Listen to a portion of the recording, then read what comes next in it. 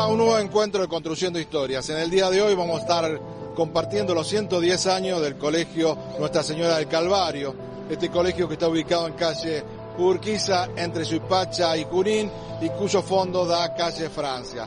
Vamos a estar conociendo cómo fue que se creó este colegio, vamos a estar hablando con sus directivos y también con las hermanas que conformaron esta rica historia que identifica a este populoso barrio, lo que es hoy Barrio Constituyentes. Invitamos a que nos acompañen.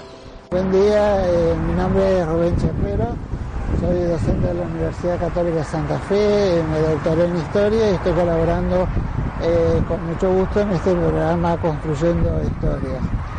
Hoy estamos trabajando con la historia y la arquitectura del Colegio Nuestra Señora del Calvario.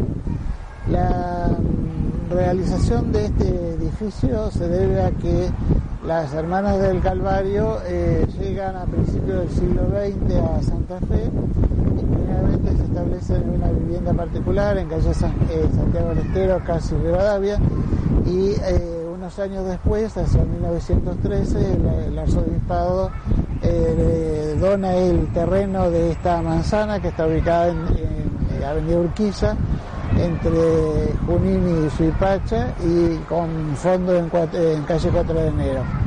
El colegio se fue construyendo con un porte clasicista francés, ya que esto corresponde también al origen de la congregación, que es una congregación francesa, y podemos rescatar que en este edificio, en la parte central, tiene un eje de simetría muy acusado por la puerta de ingreso en la parte baja de la fachada, o sea, lo que sería el zócalo del edificio, más en la parte superior aparece una hornacina con una estatua en hierro fundido representando a la Virgen del Calvario, y se corona con un tímpano triangular. Nosotros estamos acostumbrados a ver la idea francesa como recargada en ornamentos, con una relación bastante forzada en algunos aspectos de iluminaciones y colores y demás. En cambio aquí vemos una sobriedad clasicista que corresponde realmente a un gusto francés muy acentrado. Podríamos decir que hasta en el reinado de Luis XIV aparece esta idea de el clasicismo francés que va a perdurar en el barroco, y finalmente para el siglo XIX con el eclecticismo se convierte en estas arquitecturas en referentes netos de la cultura francesa. La relación de este colegio con Santa Fe viene a partir de la construcción del ferrocarril hacia las colonias, que es un ferrocarril que se construyó con capitales franceses. Vinieron también los ingenieros y algunos operarios de Francia, y las hermanas, según nos comentaban aquí en el colegio, tenían la misión de llegar a Tucumán, pero permanecieron aquí en Santa Fe para darle educación a los hijos de los obreros del ferrocarril francés.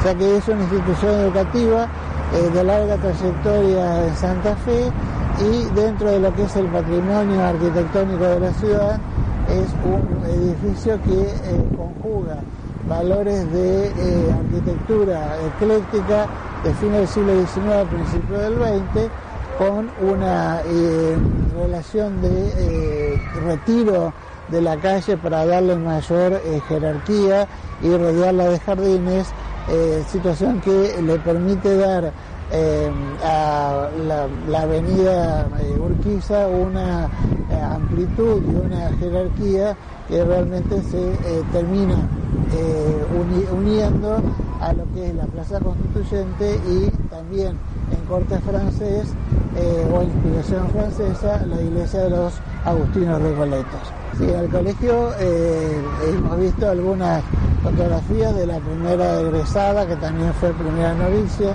O sea, el colegio era para educación femenina, pero también oficiaba de noviciado. O sea que en la parte posterior del colegio se construyó más adelante, o sea, en la década del 80,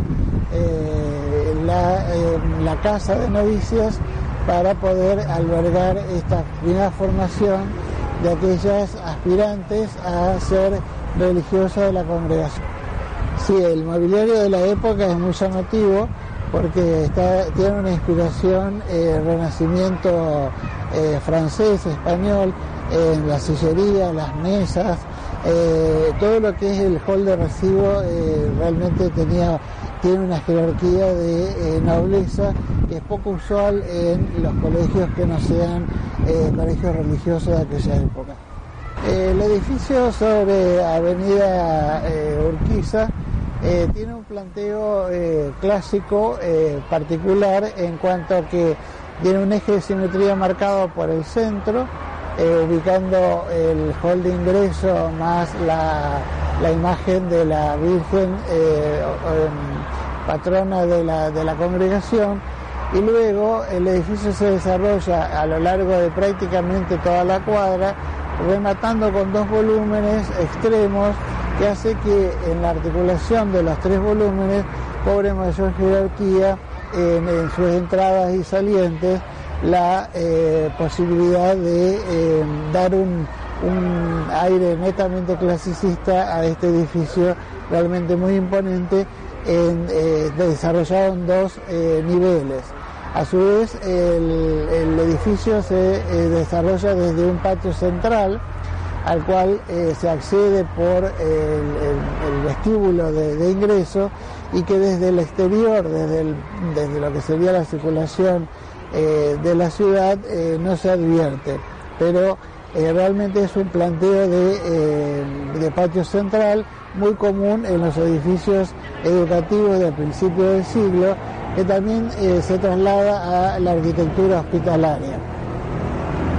En el caso del colegio, tiene en su ingreso principal un vestíbulo reforzado en cuanto a su imagen, con gruesos pilares en los extremos que se aligeran completamente con columnas exentas que van dando ese porte señorial típico de la arquitectura francesa del principio del siglo XX. Lo interesante de ver en este planteo el edificio exento de la línea municipal, o sea que está recedido, es ver que se lo rodea con un muro con rejas de hierro forjado, que a su vez le siguen dando mayor cuota de prestigio, y también esa relación de tener una transición entre lo que sería el espacio público, el espacio que transita el común de la gente,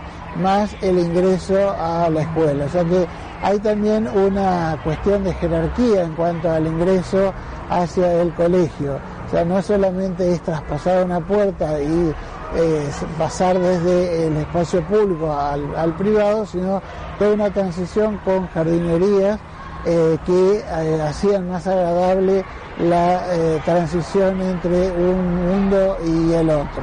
Bueno, la jardinería de estos edificios en un primer momento pudo haber tenido connotaciones de jardinería francesa en cuanto a canteros con floraciones y demás. Hoy en día ya hay una jardinería más sencilla, más austera, pero subsisten en el frente 2 ejemplares de palmeras muy interesantes, porque le dan un aire realmente parisino a este colegio. O sea, de la relación de estas palmeras ornamentales fue muy propia del mundo burgués del siglo XIX, y se pueden encontrar en situaciones urbanas muy prototípicas, o sea, como es el caso de los bulevares de Rafaela, en donde estas palmeras, generalmente ubicadas entre la década del 20 y del 30, ya hoy cobran un porte de casi de monumento dentro de cada uno de los sitios donde están. El edificio del colegio de Nuestra Señora del Calvario al tener un jardín que lo precede de lo que es el espacio público, la acera, la avenida Urquiza, tiene mayor transparencia en cuanto a la visibilidad desde el exterior del colegio y de sus instalaciones. Perfectamente se puede tener una perspectiva de visión que lo sitúa al edificio como emblemático dentro del barrio Constituyente. En esta posibilidad de tener un perímetro rodeado de rejas lo hace más permeable a la visión urbana y consolida esa posibilidad de contar con jardines privados que a su vez pueden ser disfrutados desde el exterior, sea por los aromas, los colores, o bien por esa misma sensación de frescura que da la vegetación en los días cálidos, principalmente en nuestro verano particular que tenemos. Yo llegué acá en el año 1956, tenía 21 años y ya derechito me mandaron a trabajar cocina, portería, limpieza, porque había 125 pupilas y teníamos que colaborar porque había muy poca gente acá en el colegio. A veces me costaba un poco, lloraba, pero bueno, lo hacía mi trabajo. Pero siempre estuve trabajando en portería. Mi trabajo siempre fue de 6 de la mañana hasta las 8 y de mediodía hasta la 1. Después salíamos con el chofer, don José, a buscar a algunas alumnas que llegaban a las 2 de la tarde. Después teníamos nuestra vida religiosa, las oraciones y ratos de esparcimiento, de recreo, pero era bastante estricto, no era tipo monacal, pero más o menos. Era una vida bastante severa, mucho silencio, sobre todo no podíamos estar hablando como se hablaba ahora. Yo vengo de San Luis Campbell, de la provincia de Santa Fe. Allá ya había un colegio del Calvario, algunas hermanas que también me ayudaron. Me costó un poco dejar la familia para ir tan lejos a Brasil, pero estuve bien. 3 años allá en Brasil. Llegué acá también, ya no me conocían más porque salí joven. El noviciado, Clara, lo hiciste en Brasil. En Brasil estuvimos 3 años, un poco más, porque fue justo el tiempo de la persecución. Nosotros seguíamos lo que nos pedía el fundador, la educación de la juventud, lo que más nos pedía el fundador era eso. Por eso las hermanas vinieron a Argentina, porque él dijo que él quería enviar a sus religiosas hasta los últimos confines del mundo. Y acá por medio del hermano Xenofón, que tenía una hermana religiosa francesa, y por medio del obispo, que era Monseñor Boneo, las hermanas pudieron entrar a la Argentina. Todavía hay libertad, hasta incluso dejar la puerta abierta, las ventanas abiertas, que no pasaba nada. Las chicas venían de Santiago del Estero, de Quitilipi, de muchas zonas del norte, de las pupilas que teníamos, y estaban muy cómodas, muy contentas con estar acá en el colegio, en la educación. Al colegio. Eran pupilas, todas las pupilas, eran 120, 125 chicas.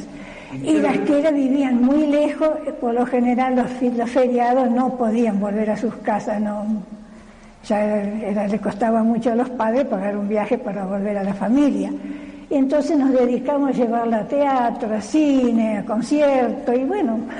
La influencia del padre Catena y la participación en la comunidad fue muy importante, porque movilizó mucho el trabajo social. Si bien ya era una impronta de nuestro colegio, lo social, el padre Catena movilizó mucho a las alumnas, que en su momento eran solo mujeres, y mucha participación en los barrios, básicamente en Villa del Parque, sí, donde después se instalaron algunas hermanas a trabajar ahí.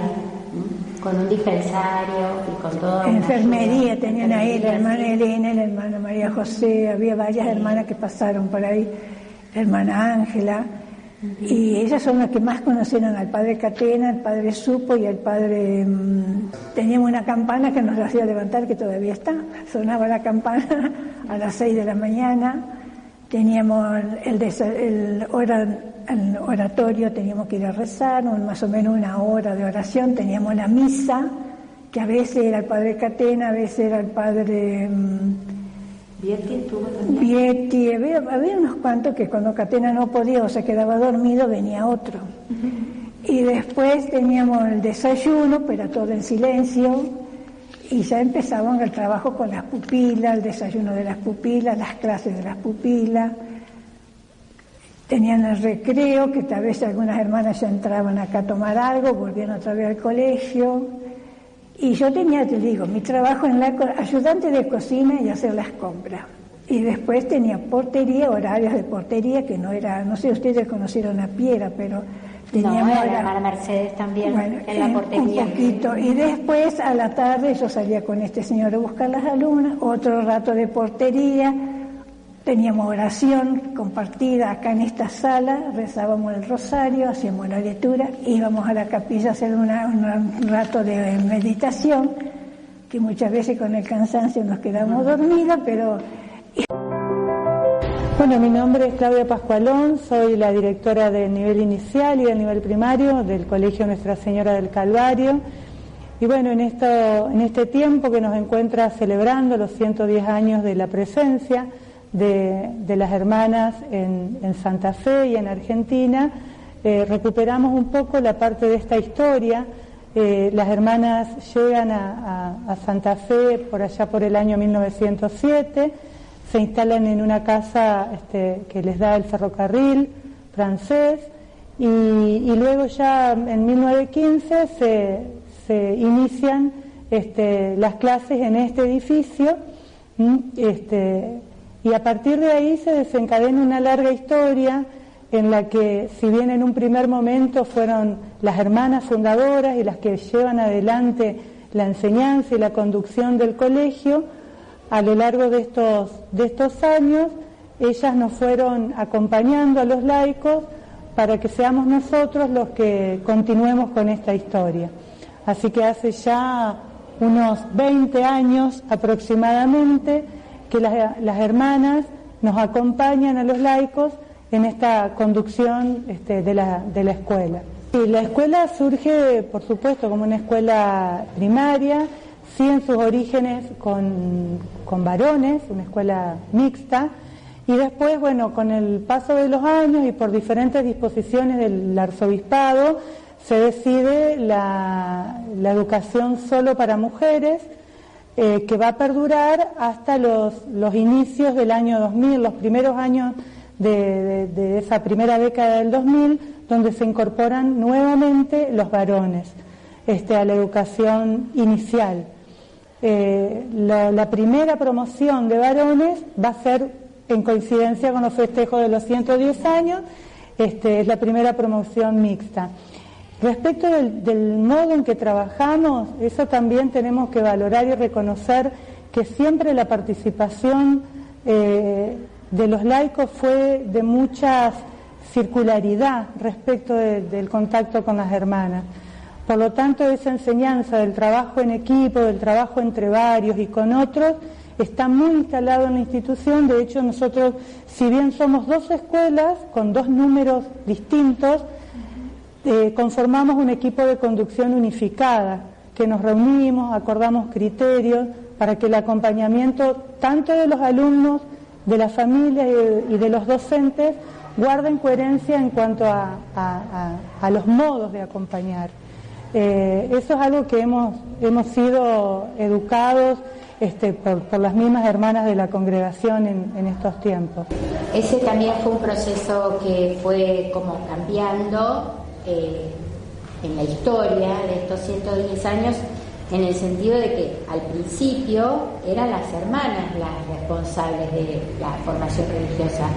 Nunca fue una cuestión que estuviera tan separada, o sea, siempre fue una formación integral en valores y en valores evangélicos los que recibimos en el colegio. Y digo los que recibimos porque yo también formé parte como alumna de esa historia. Si bien es cierto que después también fue surgiendo otro tipo de organización, porque nunca la estructura curricular, digamos, estuvo separada de lo que es la estructura curricular de cualquier escuela secundaria. ¿Me explico? En el sentido de que nosotros no podemos dejar de responder a toda una ley provincial o incluso nacional de educación con la impronta que siempre, digamos, nos ha marcado la presencia de las hermanas. Bueno, mi nombre es María Herminia Rostaño, soy la directora de la escuela secundaria.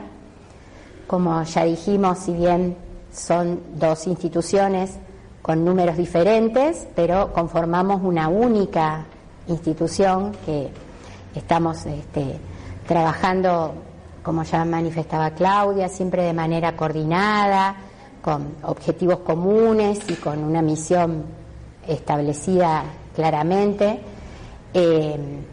Con respecto a los desafíos desde la escuela secundaria y también, por supuesto, el nivel inicial y el nivel primario, también las respuestas que la institución fue dando a lo largo de estos 110 años tuvieron que ver con las diferentes demandas y con los cambios que sufrió no solamente la escuela como institución, sino también los cambios desde la sociedad y las demandas desde las familias, esas primeras hermanas que vinieron para responder a una necesidad concreta de los trabajadores y de las familias francesas que se trasladaban a vivir en Santa Fe por cuestiones laborales. Entonces empezaron con un grupo reducido, sobre todo de mujeres, que eran las que en ese momento no tenían cabida en la formación más formal, a la escuela que tenemos en este momento, una escuela